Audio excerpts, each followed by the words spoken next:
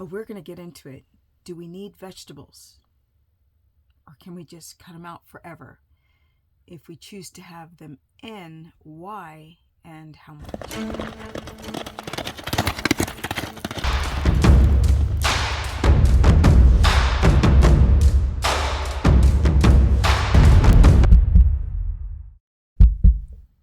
Welcome everyone to my very humble channel. I'm doing my house build right now, so every evening I pick up all the nails so the horses don't become lame. Let's get into the plant talk. Do we need them? If we choose to consume plants, what kind, how much? Let's get into it. Now, right now I'm fiddling with a alien egg, an avocado. And do we need avocado? Well, we don't actually have to eat an avocado, but it is so advantageous. This is a large avocado, and in this avocado there's about 600 to 800 milligrams of potassium. Now you want to hit around 1,000, not the 4,700 that we've been taught. What a friggin' misnomer. 600 to 800 milligrams of potassium, and that is enough for most people to get by without having to supplement your potassium. If this large avocado does not get you the potassium that you need, you have to factor in leaky gut. So a lot of you have leaky gut, and some of you are taking 2 of these a day and still are having potassium deficiency symptoms. Now, another thing that can lower the potassium is eating too much salt. Too much salt lowers potassium. You have to balance all the minerals. But let's say you get enough salt in, which is 4 to 6 grams, and then you eat a large avocado and you still have nausea, diarrhea, heart palps, twitches. There's a gnat flying around my face. So fun while doing videos. Facial twitches, day cramps, all of these would be a sign of potassium deficiency. You're probably going through leaky gut pretty severe. So either too much salt, or, which you should have about a teaspoon throughout the day, or you just have leaky gut and you're not absorbing the potassium. People always ask me or say that avocados have too much carbohydrates in them, and they do.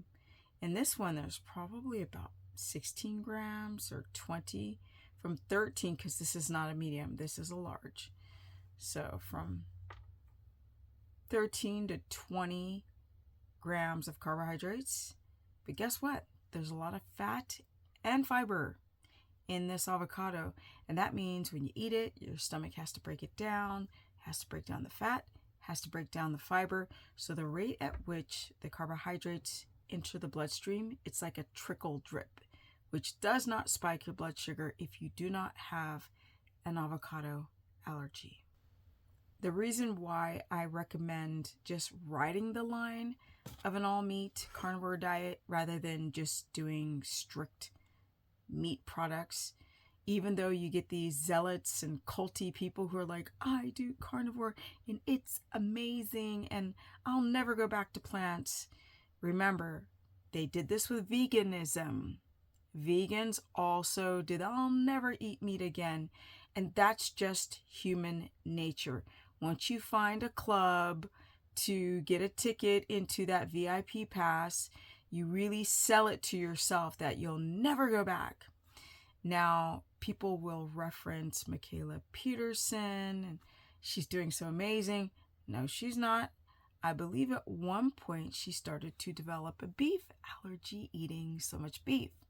And then she switched to lamb. This is what I've been told. So, be careful what you've learned, that you could do this forever. Now, the electrolyte issue is the big issue. There's 2 main reasons why people should ride the line of carnivore yet keep plants in. There's 2 major health reasons. Number 1, it is getting enough prebiotic fiber to stabilize diamine oxidase, which is an antihistamine. That's number one. Basically, the bacteria in your colon likes to attach to a prebiotic fiber to stabilize or to cultivate and grow.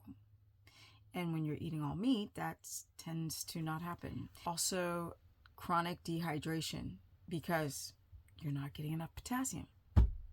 Yeah, it's kind of a thing. The potassium you can get in meat for sure, but in a 4-ounce steak, you're getting 70 to 270 of potassium. That's not enough. You're going to have to go through a lot of steak to get to that potassium. Now, some people try to do a meat stock broth, not bone broth, but a meat broth, and you can get another little dose of potassium, which it's liberated into the water. Still not enough. You can potentially do seafood.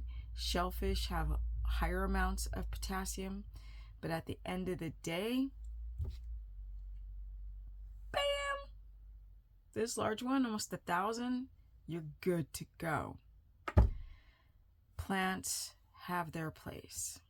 For example, lemons. Citric acid is amazing for your liver, your kidneys, your gallbladder, and your pancreas. But more specifically, your kidneys. When you drop out the carbs, you dehydrate so easily. People are eating all this protein, and the waste products of protein, uric acid, purines, urea, has to go through the kidneys.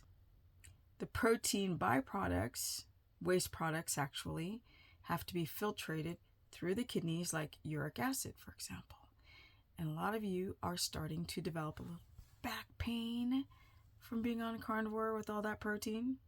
I know. And you're dehydrated, which compounds and compacts the problem. So when you add a couple drops of lemon water in the morning, it really helps, especially in your livers, to break down anything that's starting to stone up or crystallize in your small intestine. So liver, kidneys, gallbladder, pancreas. Lemons, citric acid, amaze balls, and I don't mean sweaty balls. You also get a fair amount of vitamin C in lemons, but you can't get vitamin C in liver. That's stale. You don't need technically to eat lemons for vitamin C, so I just want to put that caveat out there. You do get some vitamins and minerals like the potassium that you also can get in liver, just lower amounts. But the main reason is the diamine oxidase issue. It's quite profound. Eating things like liver is amazing for B complex, for B12, for zinc, copper, all of these things. That's why I think that meat-based or just riding the line of carnivore is amazing. At the end of the day, it's that gut microbiome, my people. A lot of you are doing carnivore because you have a severe problem with the integrity of your small intestinal wall, and dare I say bloat, and having a hard time digesting plants. So it's like plants give you a problem, but if you don't have them, the problem gets worse. It's kind of weird. All it takes is a little bit. For example, you could have this size that fits in the palm of your hand every other day, or every day, once a day, in just one meal, and still ride that line of carnivore with things like asparagus, right? If you were to squeeze it, it's about that much. Asparagus is great for the prebiotic fiber. So is the green part of leek and spring onions. But to be honest, the asparagus is amazing. It's amazing to stabilize your gut microbiome. Also, people who have issues with aged meats might have to do, or even hypoglycemia, might have to do a carbohydrate diet until they fix those issues with hypoglycemia or their gallbladder. Plants have their place. Something like milk thistle bitters are so good for to clear out the sludge or to break down stones, like citric acid. Bitters are great to break down the sludge or stones in your gallbladder, and ain't no ribeye gonna do that. And this is what gurus are not talking about, because they're so into that, that concept that they preach so much.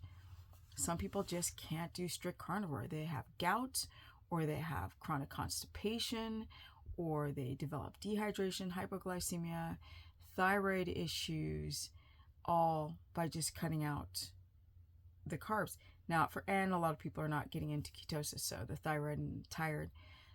Most people doing a carnivore diet eat too much protein. They don't eat enough organ meats because they're like, oh my God, I can't eat the liver. When I hear people say that, I just know that we're living in a very, very spoiled reality. It behooves me. It just completely shocks me that people have become so picky when they have health issues. But comment below.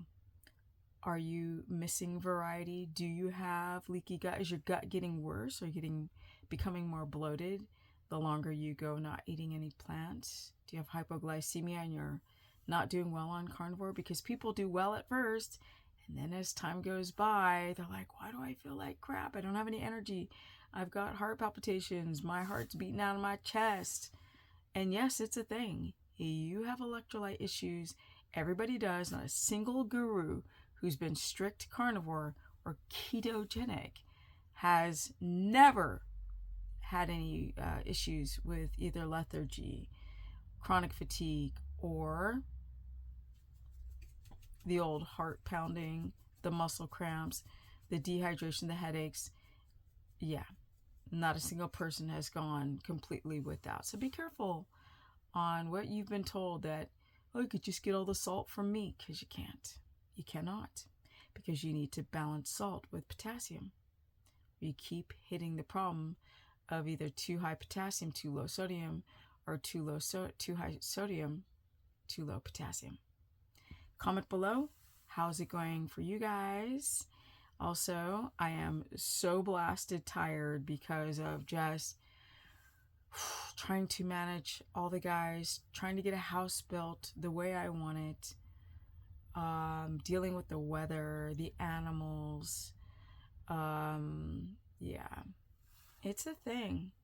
It's a thing. I have a donkey also that I got him with a disease called laminitis, and the woman who sold me him, I think I'm gonna leave this one out. Yeah. You can find me on Instagram at Stephanie Ketogenic. My Facebook fan page is Stephanie the Business Person. I took a pause on trying to finish the 30-day challenge until next week, where the house build should be done. Then I can finish it. I'm also speaking at a meat-based retreat. So if you guys are still interested in that, it's Wired for Healing. It's coming up at the end of April. But I digress. I'm out. Energy. I still have energy. My body's tired. I think that's what it is. I'm physically knackered because I just go and go and go. But life is good. And stay tuned. Again, I'm putting a channel together that's going to be more lifestyle. I want people to realize that you can stay young, because of course I'm 56 going on 57. A big part of staying young is health, but the other part, it's right up there in the way you live your life. And I want to inspire people to not fall apart as we get older, to have ambition. And I'm out. Peace. Oh yeah, if you need a consultation, go to stephanieperson.com. And the challenge will be done soon. So please, people, be patient. I'm trying to juggle 20 balls and I'm out. And I don't mean sweaty ones.